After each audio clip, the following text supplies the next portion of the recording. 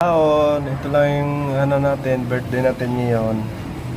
At ito lang yung ano natin, mani. Yung ano natin, pinakakik lang, mani lang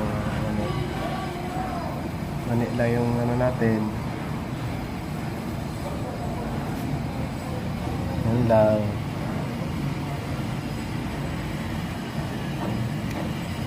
So guys, ito lang yung ano ko. Yung cake ko, ano lang, mani. Kain tayo.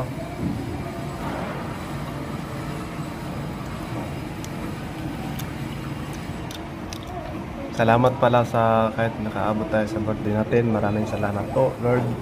At sana bigyan mo pa ako ng habang buhay.